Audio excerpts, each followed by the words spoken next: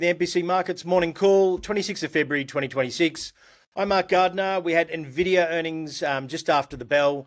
Yet again, Nvidia just, Jensen, we bow down to you. You've yet again saved the AI narrative. They absolutely smashed it on all metrics. And as per usual, Jensen was pretty positive and on outlook, etc. as well.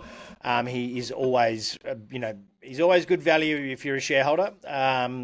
So they rallied about 3.5%, 4% in the aftermarket. And then, I think they've drifted off a little bit since the close, I've got to say. But, since the earnings announcement on that initial move. But look, those headline numbers were really good. I'll cover it a little bit more in detail, as we, later on in the pod.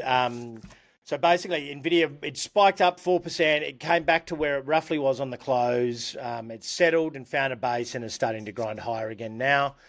So not up a hell of a lot, but look, I think it's overall a pretty positive thing. This part of the market as well, which is the SaaSpocalypse part of the heat map. We really did look. It's remaining elevated, but there's a lot of questions around it now. So both Citadel and Morgan Stanley have come out and really had a massive crack at that Centrini research article about about AI having an aggressive playing out aggressive scenarios where Agentic AI will displace the current software incumbents. And look, I'm not going to say that it's and this is our investment thesis here, is that it's not. We're not saying that it's going to be blanket, that this is stupid, but the blanket selling is stupid, and there are a number of different sectors or subsectors within this software as a service that have very wide moats and very, very defensible, if not impenetrable moats. So, for those of you, we did update the AI threat-to-SaaS interactive model yesterday to include nearly 45 companies across US and ASX, and you can filter out and see which ones are we think are going to have a moat or not. Salesforce is one that reported earnings overnight. It's one that doesn't fare well, particularly in our with our pillars for the moat, or the how wide the moat is. It did flag some concerns. From a distribution standpoint, initially I thought Salesforce would do quite well, but it is literally a seats model, which is seats SaaS model, which and they've got their own agentic AI. Like I thought that there might be, there might be some hope there because of how wide their net is cast for distribution. However, it is extraordinarily expensive, and realistically, where they pick up their margin is these little agentic AI bots. Which people will may be able to plug in themselves. So it is going to compress the hell out of their margins. They're down about 6 or 7% in the aftermarket, mainly on outlook overall. But yeah, ASX powering record high yesterday. We're probably going to see another record high again today. We've got commodities rallying as well as some of our tech sector coming back. The banks have been pretty positive. As you can see here, the banks were fairly positive last night in the US. And so Nikkei rallied yesterday. Again, it's kind of doing its own thing. China bounced back a little bit. The technicals there, I would just take with a grain of salt because they've been closed for a week, which other markets don't tend to do. So I don't know whether I'd be trusting the technicals there just at the moment. S&P up nearly 1%, NASDAQ up 1.4%, the Russell. So we're seeing that switch back to tech. Obviously, they are the biggest, as you can see with the market map, so this is by market cap how large these squares are. So that's how much weight they have in the S&P 500 index. So obviously when those guys are positive, they just have to be a little bit positive and it lifts the index. So that's where we're getting those strong buy signals coming back in overall. And look, we still have Iran concerns. We had the State of the Union address last night, or yesterday in our day, from Donald Trump. It was like watching a school assembly at the world's worst public school. There was heckling. There was like droned on for 2 hours. There was name calling. There wasn't anything massive out of it, really. It was just basically Trump's just being able to deliver his message. And truth is a very flexible thing in the Trump administration. So he was saying that everything was working great. I mean, look, I'm not going to do the impression, but you'll get what I mean.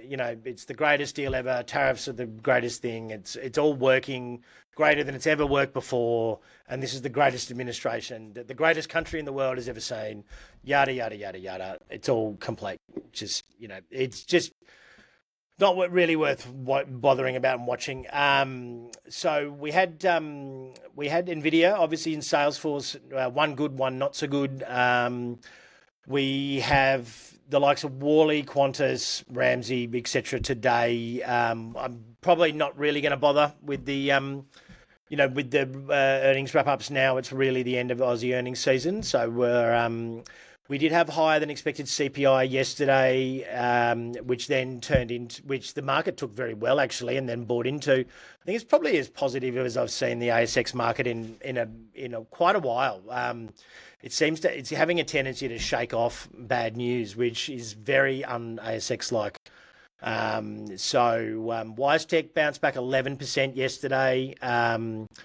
We are very positive on WiseTech, and but we're still not completely allocated there yet. There's still a lot of room to the upside.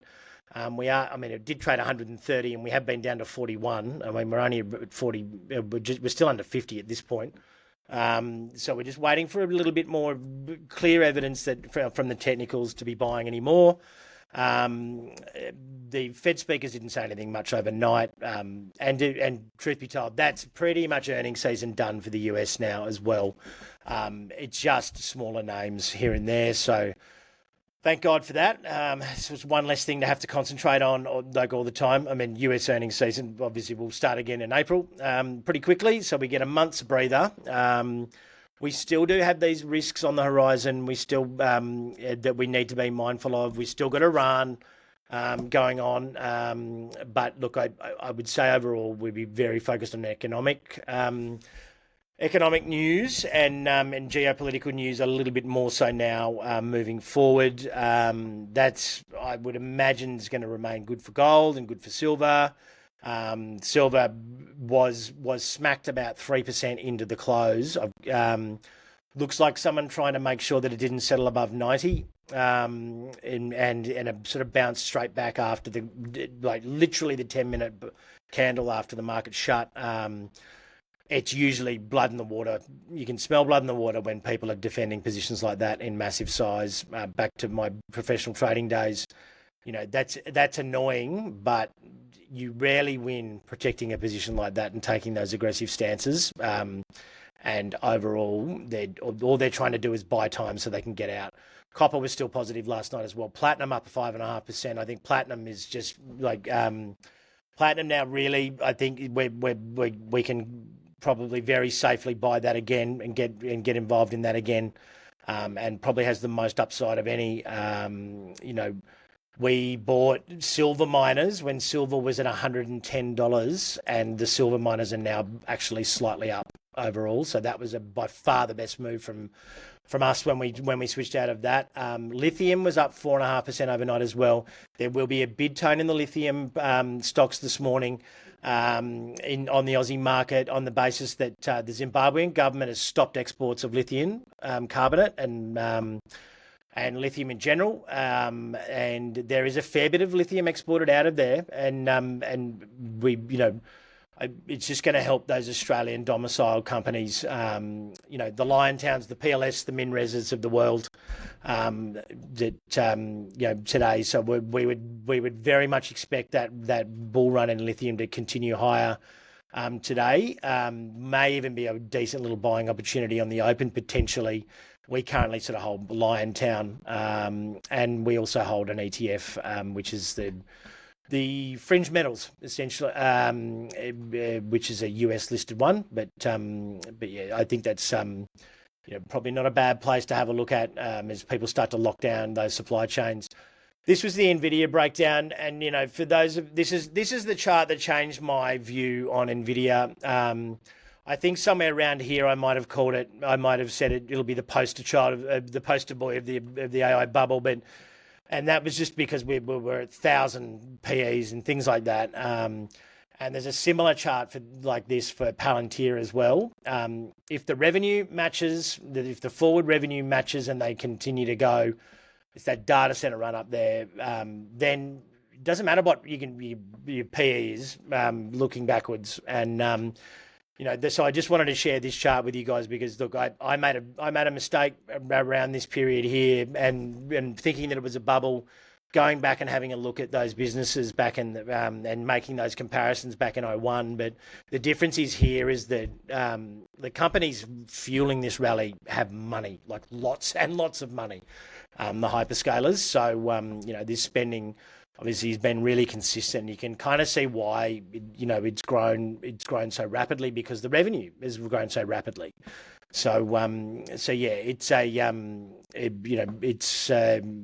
it's one of the things you need to do in markets sometimes is eat your humble pie and change your thesis, because you inevitably will always get something wrong eventually. No one gets it right all the time, and those people who say they get it right all the time are just categorically lying to you.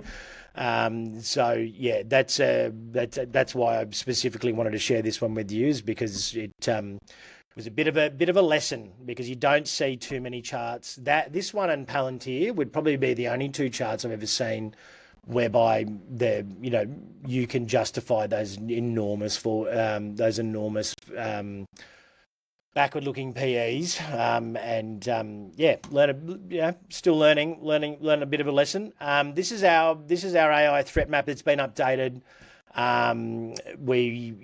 So we've got here the AI beneficiaries. So if you're up in the top column up here, in the top left, they're the ones you want to be buying. Down in this bottom section here, they're the ones you want to be concerned about.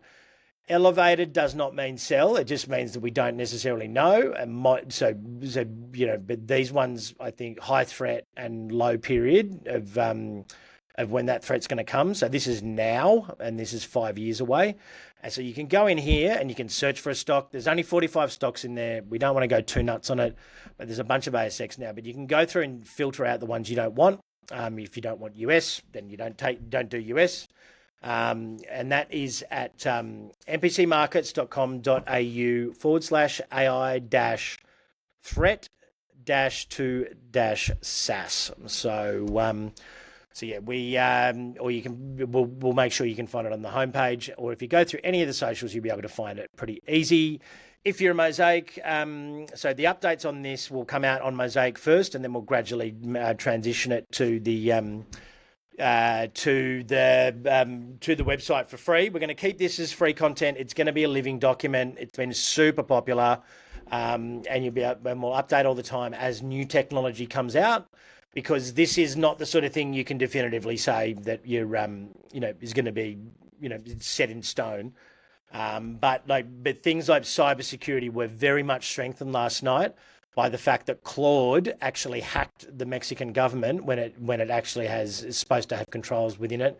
So now Agentic AI made by Claude is definitely not going to be usable in terms of cybersecurity. So that even strengthens the case anymore. So look, have a great day, people. I know this has been a long one this morning. Apologies. We will speak again tomorrow. General advice warning. The content presented in this presentation is intended for informational purposes only and provides general advice only. It does not take into account your personal objectives, financial situation, or specific needs.